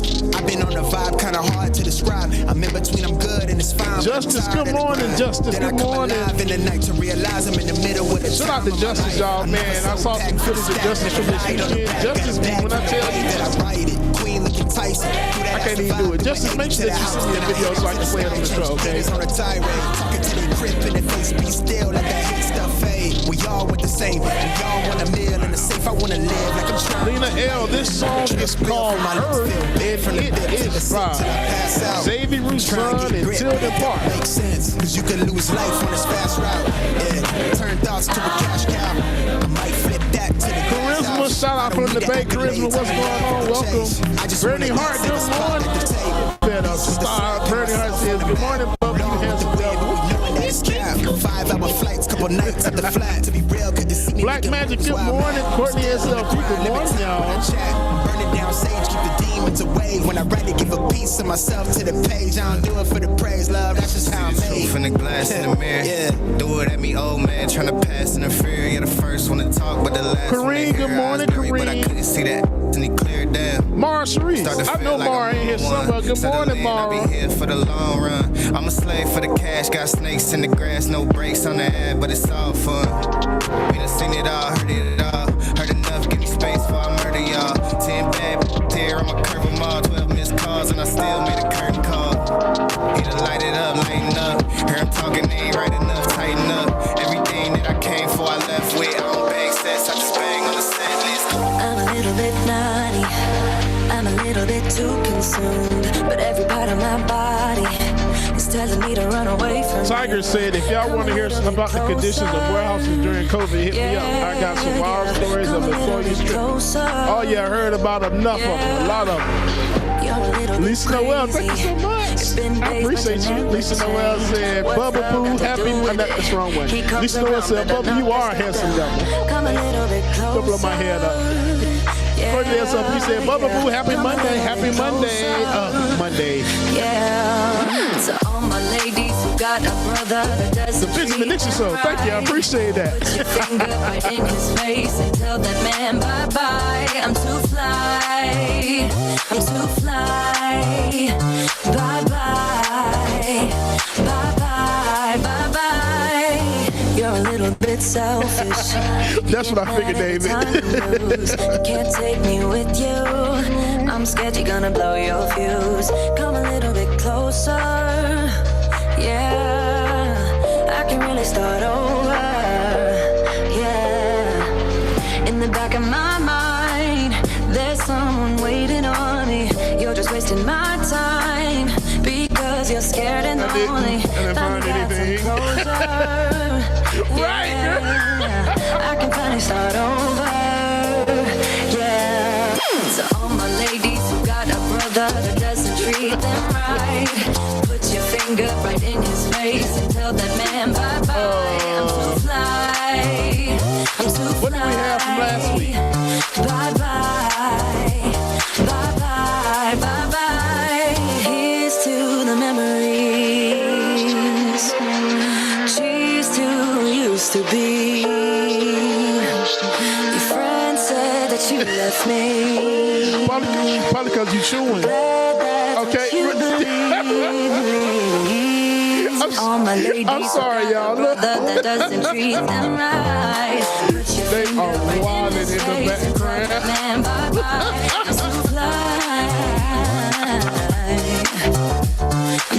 Like the headphones that you sent us other way.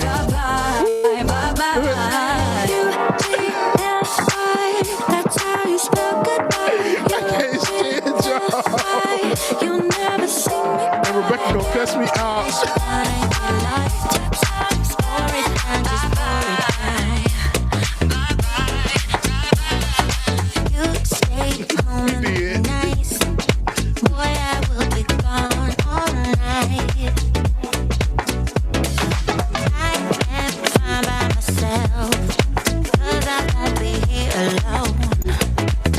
That's dope as hell, man. I know she is nervous. Tell her everything is gonna be okay. Laura Strada, you know I ain't got no sense. You don't know what I am worth. Your words are like bullets now. Sometimes they hurt. I stay high. Shark D-Song! What's going on with the show? Out of reach, won't be coming down. I can't wait till it's over.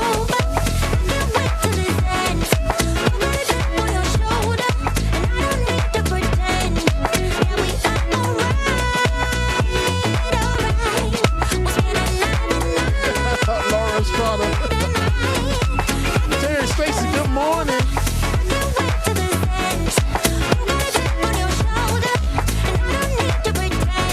Shout out to Marquez. Marquez says, since Bubba has no sense, tip the DJ. That's right, he has no sense. C-E-N-T-S. Absolutely right. $ DJ X3C. $ DJ X3C. Love y'all, mean it. Lady 747, thank you, ma'am. Bubba, I can't stand you, but I love you. Appreciate that, Lady 747. Lisa Noel said, you guys make my day.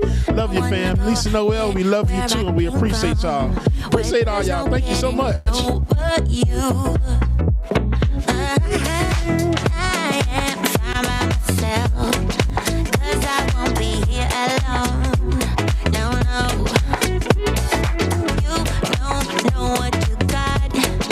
Courtney, don't get me started. Okay, see, Courtney asked the question, so now Bubba has to provide. You don't know what I am worth. Your words are like bullets now. Y'all know what time it is. It's time for Bubba's Bad Dad Joke of the Day. So let's see what's going on. Out of reach, won't be coming down.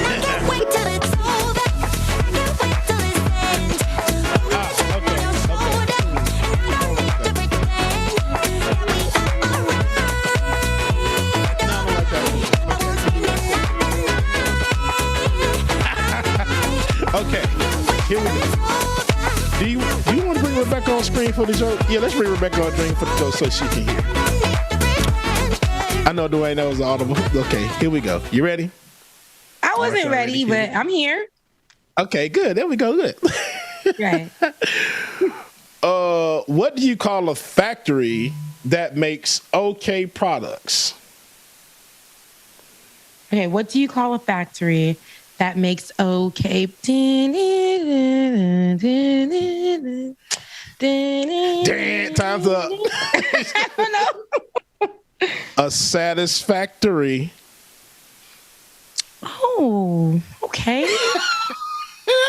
I get it though. I'm here all week. A satisfactory. Yeah. Is that the only? Okay, so what's the next joke? I feel like I wasn't ready for that one. You feel like you need another one? Okay. Mm-hmm. Yeah. I only know 25 letters of the alphabet. I don't know why. Oh, I only know because why? How many letters are in the alphabet? 28, ain't it? Oh, I don't know why. So if there's 20, I'm not really not picking up what you're putting down. Those were terrible. I don't like those from that one, man. That was sucked. I'm like, man, I wasn't picking up what you were putting down. I didn't get it. I'm so sorry. I didn't get it. But I love your dad joke moments, though. I like. Okay. Absolutely. Hey, real quick though. Imagine if you walked into a bar and there was a long line of people waiting to take a swing at you. That's the punchline. Oh, I'm about to say, because I'm swinging back. I'm swinging back. What's up? That's where I'm running. I'm swinging back. The hell you talking about? What, depending on what it looks like. Like, yeah.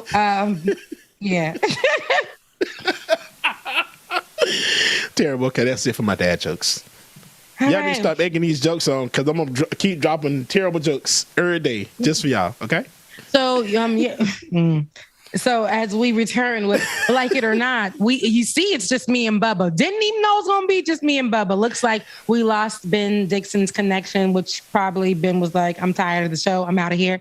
And Dr. Carl Mack actually said he had something to get done. So that is why he is not with us now. But it is me and Bubba, and we're going to give you more Like It or Not. Before we talk about COVID-19, though, I wanted to just play some Black Joy. I wanted to get back into us, and I know you did too, Bubba, us just kind of breaking up those hard stories or those tough conversations. You haven't downloaded it yet, so we won't go there then, Dwayne. But it's good for us to break up those conversations, right? Especially here on the show. That's always been our motive that I think that we've been steering from, just to leave people with something positive, at least, weekly, because we're gonna get those tough stories out while we talk about, as my little wig piece shows here, she ain't glued down. But as we talk about these stories and we go back to those workplaces, I'm not trying to tell you how to go back and be like, forget you. Rebecca told me. Right. Well, James, don't like it or not, said we need to strike. Oh, shit. Exactly. See, I'm not inciting anything. I'm just saying. I didn't incite a thing, but I did. Right. But I did, if you know that you can go and incite something at your job and still be secure in your livelihood, then so be it, sis or brother, or non-conforming individual, as Ben likes to say. Right. Do your thing. But it ain't on me, honey. But and I mean, if you need to, like, put it in somebody else's ear, like, let them lead, and then be like, never mind, don't worry, just that makes you a leader. That makes you a leader for going to whisper something in somebody who doesn't know their leader's ear, but you know that they'll go ahead and voice it, right? You work together. Partnership. Okay. Partnership. You do. This is what it's all about. But before we get off of that subject, I know we're going back to it, and that's been our whole segment for Like It or Not. I wanted to still touch on, I get it when you are afraid to speak up. I get it 100%. So for those of you guys who really are afraid and know that there's an issue at your workplace, but you know that if you were to talk about it, if you were to step away from it, you wouldn't know what your future would look like. You wouldn't know what the length of time it would be for you to get another job because you don't have the means to save up to be in a time without a job. I understand it. and I get it. So rock it out until, you're able to leave it. If you can, search for a new job in the meantime. That doesn't mean start acting up at the job while you're searching for a new job. Start looking for a new job as something that works for you, or, making time to maybe learn a trade in this time. I think that hopefully God blesses us with another shutdown and we could do it over again, y'all. Take them courses that was like $2 online or for free. And by the end of the panoramic, we're able to get the own from these corporate stress and things like that. For those of you who don't have business licenses, go ahead and go get you a free one with your tax ID. Go up to the tax commissioner office and get you a free one just in case there will be another PPP opportunity. Okay, so do what needs to be done. Okay, do what needs to be done. Start preparing yourself. So do we have those videos, Dwayne? I filibustered long enough, but I meant what I said in my filibustering. But do we have those, Dwayne? Okay, let's play that one. Let's see. Let's play that one. Right here.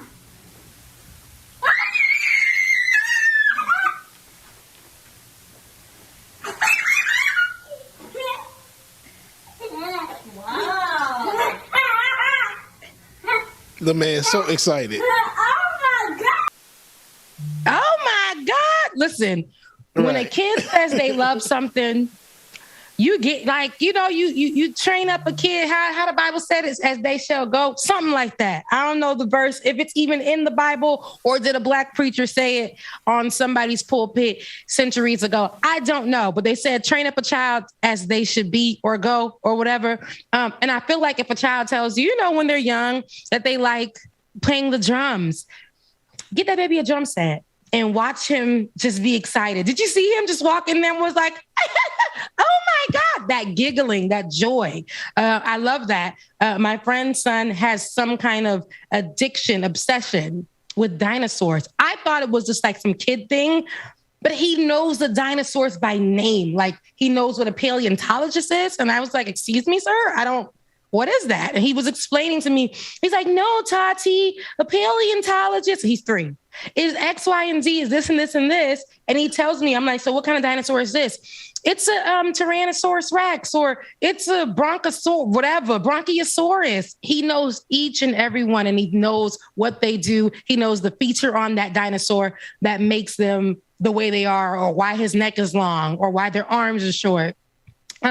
He's only 3, but when you do encourage a child and the thing that they love, you let their imaginations run wild, you'd be surprised at what they learn. I bet you that baby will learn to play them drums, if not already, within 2 seconds. And you'd be like, he's only 3. No, because we encouraged and we pushed him. A lot of times, and to me, that's still letting a child be a child, right? A lot of times people be like, just let the baby be a baby, right? And just talk to him like, and your baby gonna start talking to you in that too. While he 3, can't even say a word. Encourage that baby. Give the baby something that they love and they can do. So I love to see that. I think that that's how I learned to be a reader at such a young age, because my dad bought me encyclopedia.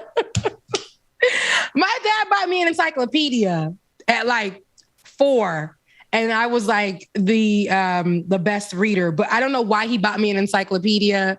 It's crazy. Maybe I said I don't know, but an encyclopedia, y'all. But yeah, that's what I think really got me to be such a great reader.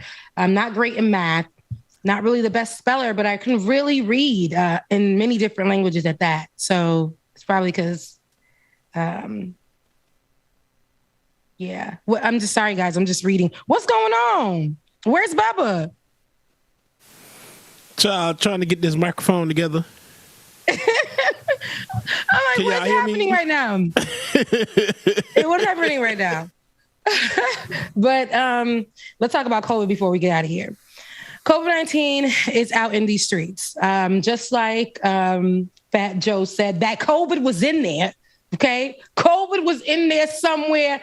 God bless. Okay. COVID is out here in these streets somewhere doing what it needs to do. Dr. Fauci is who Donald Trump told us not to get our information from, which is why we should be trusting Dr. Fauci because Donald Trump told us not to. He actually was giving out advice for people who got COVID and probably never got vaccinated. Let's see what he had to say about that. You've brought up regionally the South, but out in the plains, in the Great Plains, we have Sturgis, South Dakota. There's a gathering right now of some 700,000 people. Last year, it was a smaller turnout, and it was over about 150,000 people, and it led to a massive outbreak in the Dakotas, where they became number 1 and number 2 for essentially the rest of the calendar year of cases. What do you expect this rally to do to that part of the country? Well, I'm very concerned, Chuck, that we're going to see another surge related to that rally. I mean, to me, it's understandable that people want to do the kinds of things they want to do. They want their freedom to do that. But there comes a time when you're dealing with a public health crisis that could involve you, your family, and everyone else, that something supersedes that need to do exactly what you want to do. I mean, you're going to ultimately be able to do that in the future, but let's get this pandemic under control before we start acting like nothing is going on. I mean, something bad is going on. I mean, we've got to realize that. Something bad is going on, something bad, big going on. Why you keep putting me on one shot, Dwayne? Just come back with the 2 shot. Come back with the 2 shot. I don't be ready. I just don't be ready. But something is going on. The pandemic never ended. And before people can start going back with their lives, just because people on Twitter said, hey, let's continue. Let's move forward. I want to do the same thing. I wanted to be in the streets. I was in the streets on Saturday. Okay. I woke up still with my band on my wrist. I had a really good time at a only vaccinated event. But I still knew that there was some place of COVID in the area. COVID was walking around, and why y'all always getting on me in the what you call it, the chat? But yes, the COVID was walking around. I woke up and I said, I have to, it's going to be best, even though I'm vaccinated, I have to quarantine myself. I got to quarantine myself. There's just no way. We can't be out in the streets like we used to be. We just can't do it. So if Fauci is telling y'all around here saying that everything is over, before everything can be over, we got to handle this pandemic. We've been saying that since like 4 months into the pandemic. Do you think that we did anything different? What do we do different? Look, Bubba, are you going to mime, or is it that your mic isn't working? Can you not hear me? Nope, because Dwayne got you low in my ear. Not in my ear, in my audio. Oh, that might just be the microphone. It's so terrible.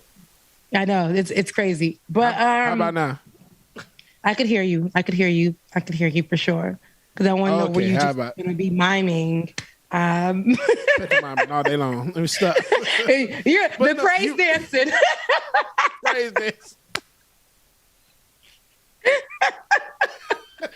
What we do? First of all, why were we like doing sign language for the praise dancing?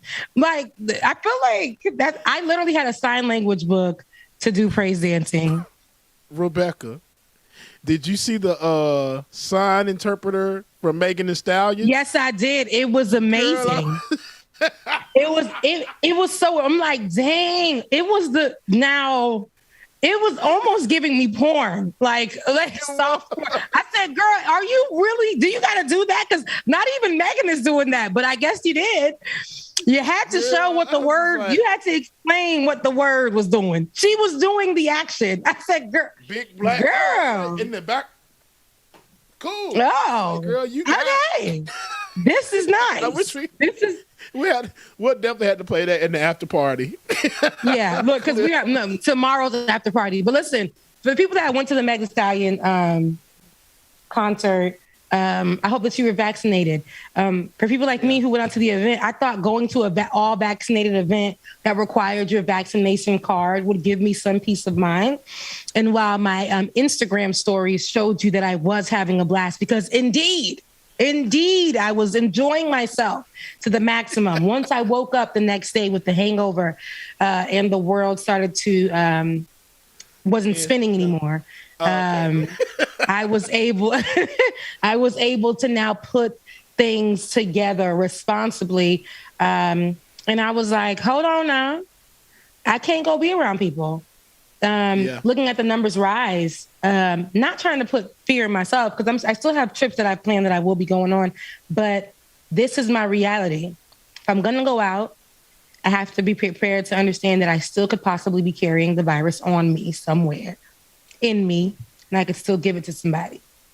Yeah. So after, that, it's time for quarantine. So that's just how my life is now. It can't be just jumping from place to place. That's why I can't go back into the office. Because if you think that I'm not about to be going out on the weekends just to save people's life in the office, it ain't happening. Because if the corporation ain't trying to save my life, I'm not trying to go back in the office and just be out here not going out because I need to save the people that I'm sitting next to. I don't know you like that.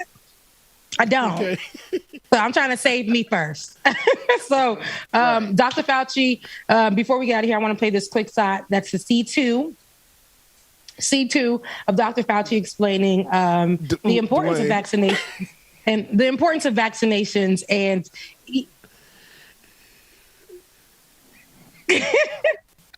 Okay, he's cussing me out. The importance of vaccinations, even if it's just one. Let's take a look.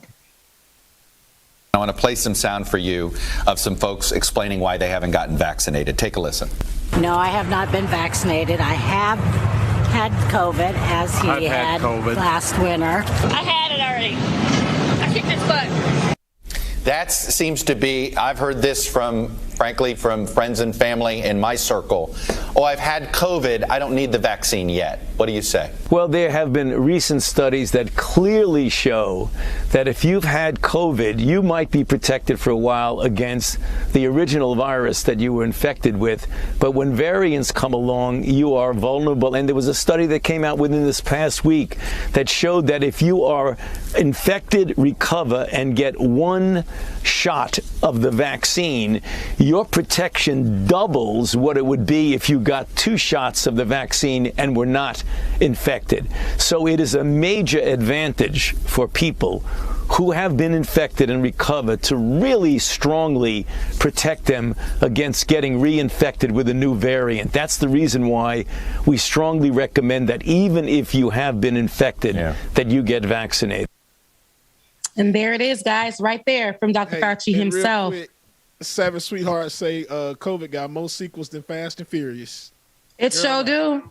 It sure do. Listen, COVID came out good. COVID came out like it was a Greek probate, right? It came out with this one, came out with the Delta, and then now I feel like they said there was an iota brewing in the background. I just really don't know. I really don't know. And I just feel like we need to not be pulling up to any of these COVID probates, okay? We need to be taking care of ourselves, getting vaccinated, just like Dr. Fauci said. Listen to the amount of protection you get with only one shot after having COVID-19. Now imagine with both shots, how you are protecting yourself. Not that you cannot get the virus, but your chances will be lower than the person who is unvaccinated. Now, your chances are way higher of living and not being hospitalized if you catch COVID, because there's some people who are vaccinated and living life like it's golden and it should be, but they reckless out here in these damn streets. Okay. Right. And vaccinated and getting sick as hell too. Let's be clear about that too. Some of these and getting sick and giving it to people in their family who are not vaccinated, like kids who cannot, who are not at the age to get vaccinated.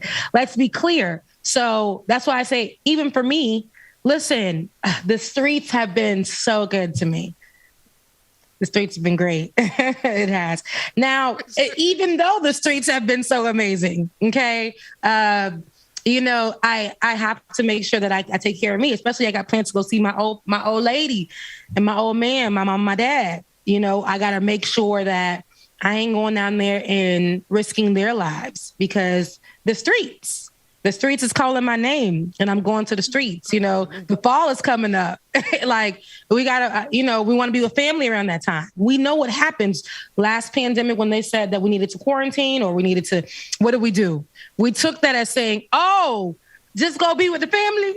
Oh, say no more. So what we did was go just be with family because our understanding of quarantining was go be with family around this time and that's it. Meanwhile, your family is coming into town to be with you after they didn't be with the whole world, been at the job with sick people all next to them. Okay, and people were getting sick that way. Two things, y'all. Somebody just told me that their whole family got COVID-19. Mama, brother, siblings had got COVID-19. This person was next to me and I had to question them because they're vaccinated. I had to question them, excuse me, were you near them? I had to ask those questions, sweetie, because it's like an STD. Some people don't want to tell you the truth about that thing. So I'm like, were you near them? Because we've been near each other for the last year. What were you doing? What was that like? He was like, nah, I wasn't around them for a while. We're living in a different day and time. We got to start questioning. And I had to ask, are they vaccinated? And he's like, nope, none of them are vaccinated. And it's crazy because I was supposed to go be with them a week ago and something came up with one of my properties, so I couldn't go. The streets ain't safe. They fun, but the streets ain't safe. Get vaccinated. You know what you're getting into. Mm-hmm. Yeah. Get vaccinated. I was supposed to go see Kanye, and I'm just like, you know what? But they then found out they live streamed. I bought tickets and everything, and I just knew I was about to be in the Mercedes-Benz Stadium, and yeah, I was like, nah, I don't trust it. Even though I'm vaccinated, I ain't trust it. Because that place it was taking everyone, right? At the Mercedes, it was taking all people, whether vaccinated. Yeah, you had to show no card or nothing. You just, as long as you bought a ticket, you walk your ass in there. And it was from the first the first listening party, because let's call it what it was, a listening party.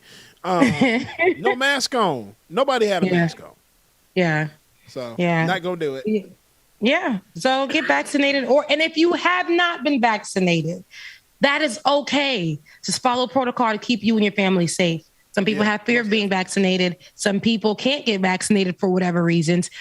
I'm not even blaming you. It took me a minute for me to get that needle in my arm because I was afraid because of my pre-existing conditions. And I had to have a conversation with my doctor, multiple conversations to ease my mind. And then I thought about, Rebecca, you're here by yourself. If something were to happen to you, it's just you. It's just you, So definitely, if you're not vaccinated, take care of yourself. Be mindful about wearing your mask. Wear your mask. No questions about it. Wear your mask when you're going out.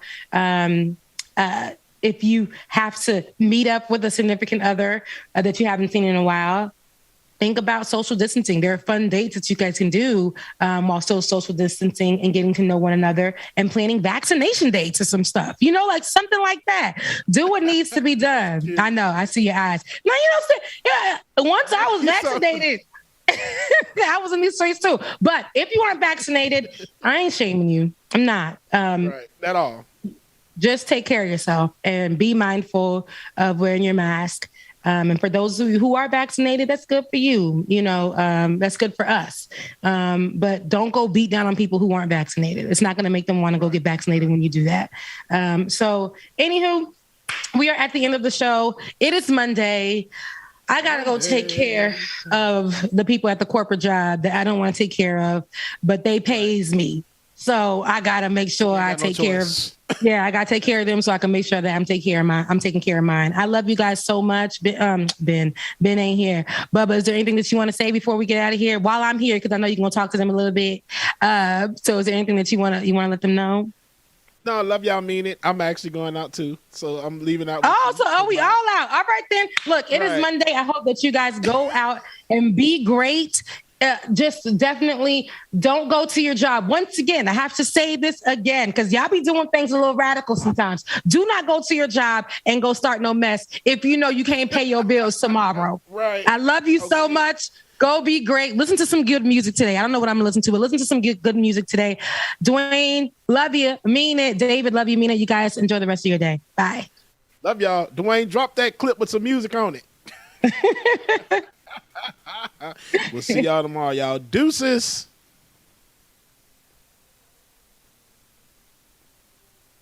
No, nothing. Dwayne.